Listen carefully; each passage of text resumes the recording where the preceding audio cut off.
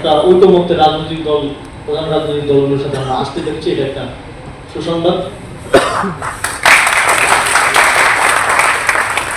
তবে আমরা একটা গ্র্যাজুয়ালিজমের দিকে গিয়েছি 5 আগস্টের পরে, যে আমরা এই গণঅভ্যুত্থানকে একটা গ্র্যাজুয়াল প্রক্রিয়ার মধ্য দিয়ে সফল করবো এবং ফ্যাসিবাদী ব্যবস্থার বিলোপটাকেও আমরা আমাদের ঐকমত্য কমিশন, 11টা সংস্কার কমিশন, ঐকমত্য কমিশনের রাজনৈতিক দলগুলোর সাথে আলোচনার মাধ্যমে একটা প্রক্রিয়ার মধ্য দিয়ে বাস্তবায়নের সিদ্ধান্ত সরকার নিয়েছে এবং সেটাও মোটামুটি চূড়ান্ত পর্যায়ের দিকে আছে। এখন পদ্ধতিগত কিছু বিষয় নিয়ে মতানৈক্য আছে, সেগুলোর মতৈক্যে যদি রাজনৈতিক দলগুলো পৌঁছতে পারে তাহলে আশা করি 8 আগস্টের মধ্যে জুলাই সনদ, যেটা আমরা বলছি জুলাই চার্টার, সেটার বিষয়ে একটা চূড়ান্ত ঘোষণা, চূড়ান্ত একটা বোঝাপড়ায় আসা সম্ভব হবে। সারোয়ার হোসেন যেটা বললেন যে পদ্ধতিটা কি হবে, সেটা কি গণভোট হবে? কোনো রাজনৈতিক দল গণভোটের কথা বলছে, কেউ কেউ গণপরিষদের কথা বলছে, যে সাংবিধানিক কাউন্সিল গঠন করার কথা বলছে, কেউ কেউ বলছে নির্বাচিত সরকারের উপর ছেড়ে দেওয়া বা তাদের গুডউইলের উপর ছেড়ে দেওয়ার কথা বলছে। তো সে বিষয়ে রাজনৈতিক ঐকমত্যে আশা করি পৌঁছানো সম্ভব হবে। এবং যতই আমরা ঐকমত্যে পৌঁছাই, যতই আমরা পেপার ওয়ার্ক করি, দিন শেষে একটা বিষয় খুব স্পষ্ট এবং একটা বিষয়ে খুব লেভারেজ থেকে যায়, সেটা হচ্ছে ক্ষমতায় যে থাকে তার গুডউইল।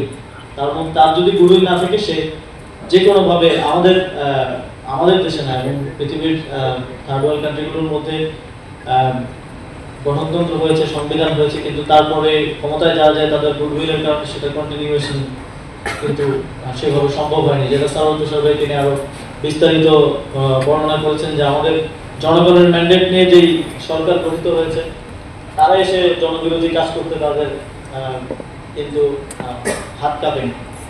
তো সেই জায়গা থেকে আমি মনে করি যে আমাদের জুলাই গণঅভ্যুত্থান সবচেয়ে বড় যে পরিবর্তনটা বাংলাদেশে সোসাইটির মধ্যে করেছে, সেটা হচ্ছে মানুষের মধ্যে রাজনৈতিক সচেতনতা, মানুষের মধ্যে স্পিক আউট করার, মানে কথা বলার যেই সংস্কৃতি, সেটা তৈরি করেছে আমাদের, বিশেষ করে যে আমাদের তরুণ প্রজন্ম, যারা বাংলাদেশের ভবিষ্যৎ এবং বর্তমান অবশ্যই, তাদের মধ্যে এই সচেতনতা তৈরি করেছে, যার ফলে আমরা যে কোনো রাজনৈতিক দল বা যেই ক্ষমতায় আসুক, তার গুডউইল থাক বা না থাক, তাকে প্রভাবিত করার মতো একটা জনগোষ্ঠী, একটা সচেতন জনগোষ্ঠী বাংলাদেশে তৈরি হয়েছে এবং এটাকে সামনের দিনে আরো নার্চার করাটা আমাদের সকলের ঐক্যবদ্ধ দায়িত্ব। আসিফ মাহমুদ ভাই, আপনার কি সময় হয় না এই গণকবরগুলো ভিজিট করার? আমি আপনার কাছে প্রশ্ন ছুড়ে মারলাম, আপনি অ্যান্সার দেন।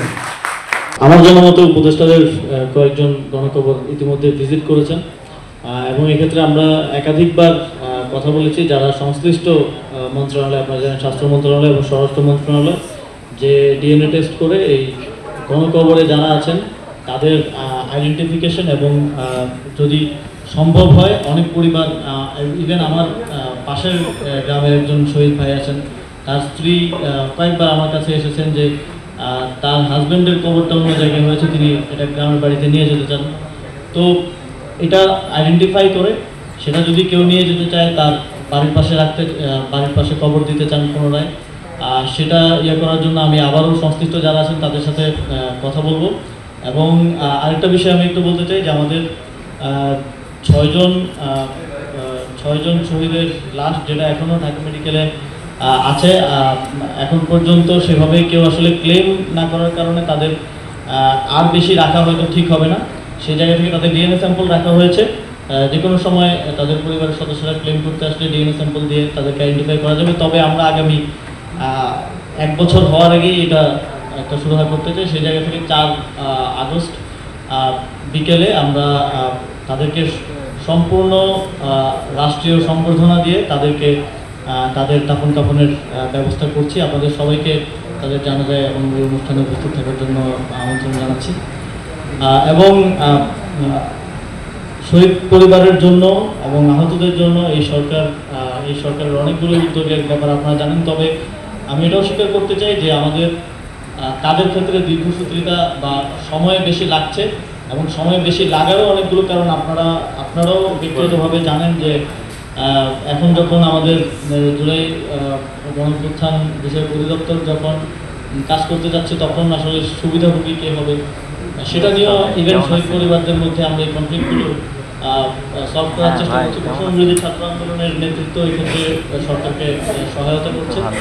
এবং এর বাইরেও আপনারা আমাদের আরও কিছু উদ্যোগ আছে, তবে এই উদ্যোগগুলোর বিষয়ে বলার সময় মনে হয়, বলার সময় আসলে নিজের কাছেও বিব্রত হয়, কারণ একটা মানুষকে আমরা অর্থ দিয়ে কিংবা অন্যান্য সুযোগ সুবিধা ফ্ল্যাট দিয়ে একটা মানুষের জীবনকে কোনোভাবে জাস্টিফাই বা তুলনা করা যায় না। এবং যারা শহীদ হয়েছে তারা এই বাংলাদেশের এই জাতির শ্রেষ্ঠ সন্তান, তারা যদি জীবিত থাকতো তাহলেও তারা তাদের জীবদ্দশায় তাদের কাজ দিয়ে এটাই প্রমাণ করে দিত। এই শ্রেষ্ঠ সন্তানদেরকে আসলে কোনো কিছু দিয়েই তুলনা করা যায় না। তাদেরকে আমাদের পক্ষ থেকে সারা জীবন তাদের প্রতি সম্মান প্রদর্শন, এবং তারা যেই বাংলাদেশ, তাদের যে আকাঙ্ক্ষার বাংলাদেশ গড়ার জন্য তারা জীবন দিয়েছেন, সেই বাংলাদেশ গড়ার এবং সেটা কন্টিনিউইটি ধরে রাখার জন্য আজন্ম লড়াই করার প্রতিজ্ঞা এতটুকুই আমরা দিতে পারি। তাদেরকে আবারও ধন্যবাদ।